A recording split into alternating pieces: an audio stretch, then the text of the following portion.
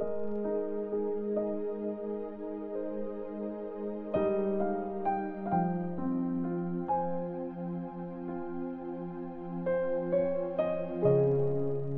chapter 26.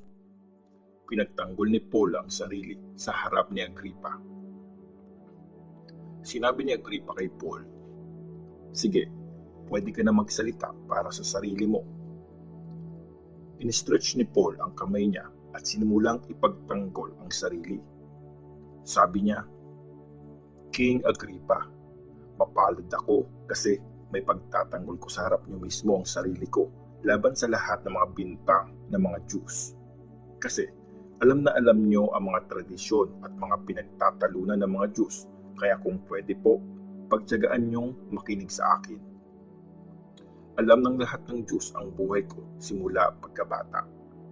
Alam nila kung paano ako namuhay, una sa bayan ko at pagkatapos sa Jerusalem.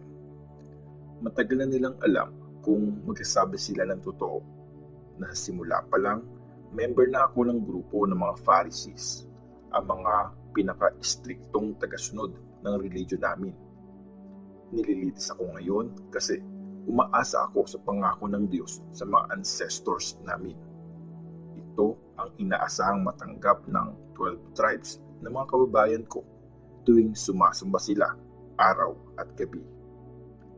King Agrippa, nirereklamo ako ng mga Diyos dahil sa pag-asang ito. Kayo mga nandito, bakit hindi kayo makapaniwala na kayang buhayin ng Diyos ang mga patay? Sinubukan ko mismong gawin ang lahat para labanan ang pangalan ni Jesus na taga Nazareth. Yan ang ginawa ko sa Jerusalem. Tumanggap pa ako ng authority galing sa mga chief priest para ipakulong ang marami sa mga taong sumusunod sa Diyos. Nung hinatulan silang mamatay, pumayag din ako. Maraming beses ko silang pinarusahan sa mga sinagog at pinilit ko silang bastusin ang pangalan ng Diyos. Galit na galit ako sa kanila, kaya hinabol at pinahirapan ko sila kahit sa ibang bansa. Kinuwento ni Paul kung paano siya na-convert. Ito ang misyon ko nung pumunta ako sa Damascus, dala ang authority at utos ng mga chief priest. King Agrippa, nasa daan ako noon at tanghaling tapat nang biglang napaligiran ako at ang mga kasama ko na matinding liwanag galing sa langit. Mas matindi pa sa sikat ng araw. Pumaksak kaming lahat sa lupa. Tapos may narinig akong boses na kinausap ako sa Hebrew. Saul, Saul, bakit mo ako pinapahirapan? Sinasaktan mo lang ang sarili mo. Para kang sumisipa sa isang matulis na bagay. Sino po kayo, Lord? Tanong ko. Sumagot ang Panginoon. Ako si Jesus na pinapahirapan mo. Tumayo ka. Nagpakita ko sa iyo para gawin kitang lingkod ko. Ikukwento mo sa iba ang mga nakita mo tungkol sa akin. Ikukwento mo sa iba ang mga nakita mo tungkol sa akin ngayon at ang tungkol sa mga ipapakita ko sa iyo sa future. Ililigtas kita sa mga Jews at sa mga Gentiles kung saan kita ipapadala. Bubuksan mo ang mga mata nila para tumalikod sila sa kadiliman papunta sa liwanag at mula sa kapangyarihan ni Satan papunta sa Diyos. At dahil sa pananalig sa akin, patatawarin ang mga kasalanan nila at makakasama sila sa mga taong pinili ng Diyos. Kinuwento ni Paul ang ginawa niya. Dahil po dito, King Agrippa, hindi ako sumuway sa vision na nakita ko galing sa langit.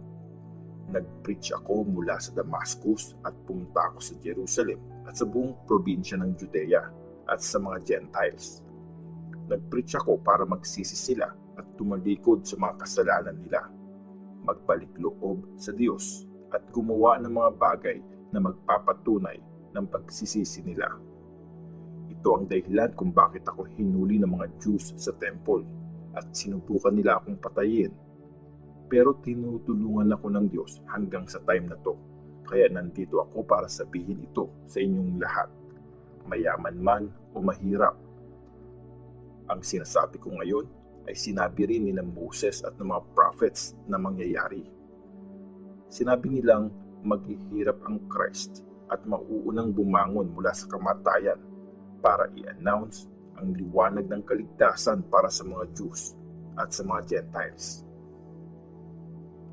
Habang pinagtatanggol ni Paul ang sarili, sumigaw si Festus, "Baliw ka, Paul. Nabaliw ka na sa sobrang pag-aaral." Pero sinabi ni Paul kay Festus, "Your Honor, hindi po ako baliw. May sense at totoo ang mga sinasabi ko." Sinabi pa ni Paul, "King Agrippa, malakas ang loob kong sabihin sa inyo ito kasi alam mo ang mga sinasabi ko. Sigurado akong nakarating sa inyo ang lahat ng ito kasi hindi sikreto nangyari ang mga bagay na to. King Agrippa, naniniwala po ba kayo sa mga prophets? Sigurado akong naniniwala kayo." Sinabi ni Agrippa kay Paul, "Akala mo ba kaya mo akong gawing Christian ng ganon kabilis?"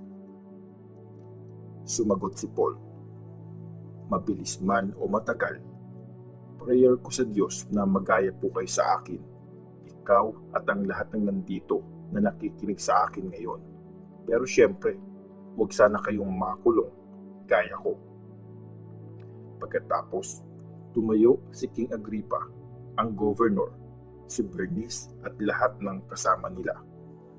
Pagkaalis nila, sinabi nila sa isa't isa, wala siyang ginawang masama. Hindi niya deserve mamatay o makulong. Sinabi ni Agrippa kay Festus, pwede sanang palayain ang taong ito kung di siya umapila sa emperor.